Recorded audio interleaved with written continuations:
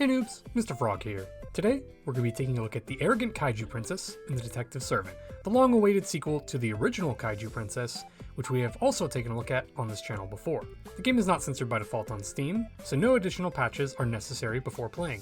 Now, as previously mentioned, this game is a sequel to the original Kaiju Princess, so you may be wondering if it is necessary to play the first before jumping into this one. While it may be helpful to play the first one, it is definitely not necessary to fully enjoy the arrogant Kaiju Princess, as this game contains a full new cast of characters with only a few minor references to the first game.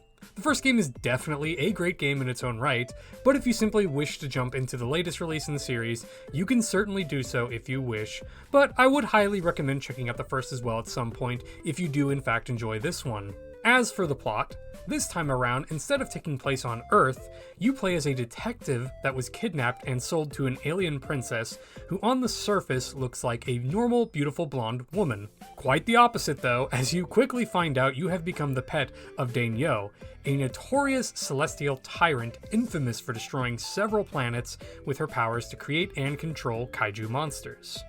Dainyo states that she received an order from the mysterious Mother Star, telling her that she must have a human companion by her side at all times. Thus, she paid to have you kidnapped and become her pet. Most people would normally be upset to be in such a circumstance, but the main character of this game concocts a plot to provide Dainyo with an Earthling breeding manual, which contains a plethora of information regarding the human race. Most importantly, it states that humans assert dominance through intercourse. Now, as the arrogant and powerful Kaiju Princess that she is, Dainyo wastes no time in asserting her dominance over the main character as described in the manual. We'll get into the details of these sessions later in the video, but do know that this game wastes no time jumping straight into the H content. After asserting her dominance over the main character, you slowly begin to learn more about Dainyo and her mission, which is to conquer the planet that you are currently on.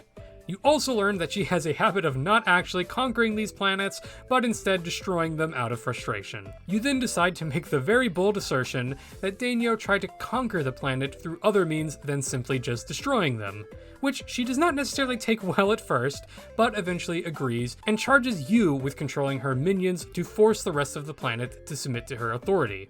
Which leads us into the gameplay aspect of the arrogant Kaiju Princess. Similar to the first game, the gameplay is mostly a time management visual novel, where you must bounce several tasks in a set time limit. These tasks include various things such as increasing your relationship with Dainyo, training to become more powerful, exploring and conquering different areas of the planet, and of course, spending very intimate time with Dainyo. Increasing your relationship with Dainyo is done through performing tasks for her, such as talking with her, doing chores such as making tea, and of course, kissing her feet. Over time, you begin to unlock more additional chores for Dainyo that lean more towards her asserting her dominance over you, and not necessarily in a way that you'll be upset with. Training is simply done through selecting training through the main menu. This will increase your attack and defense stats, which will affect how powerful your kaiju army is. Exploration is where you can then use your trained up kaiju army to either explore already conquered areas to collect items and gold, or attack new areas and force them to submit to Dainyo's excellency. Each area you conquer will feature a different, beautiful, and powerful leader of its own, who of course have their own individual H scenes, which you can unlock after successful completion. Which leads us on to the real content of this game, the H content.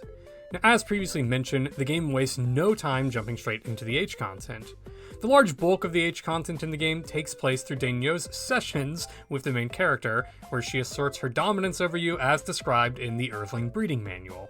These scenes are fully animated with a plethora of options available to customize the experience to your liking as well. As you progress, you will unlock several different positions, outfits, as well as devices to keep each session feeling fresh and unique. The customizations are unfortunately not available for the other women in the other areas previously described, but the H scenes for each of them are fully animated as well and are definitely well done. The game leans heavily into the arrogant Ojo-sama fandom aspect, as you probably already guessed from the title of the game, so for those who enjoy that, you will definitely have a great time with this game.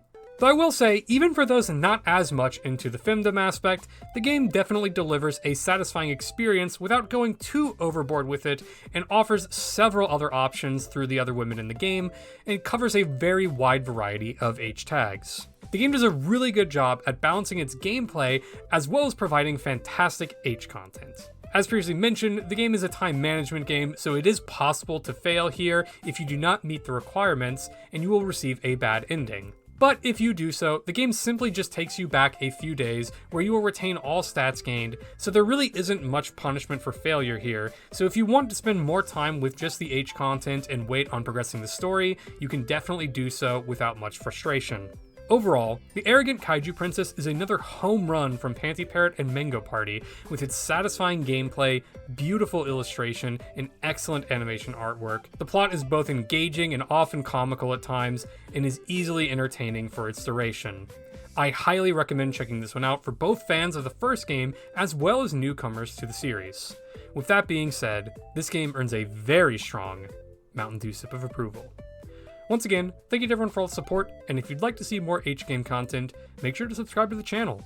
Also, make sure to check out the Mr. Frog stream over on Twitch. Later, noobs.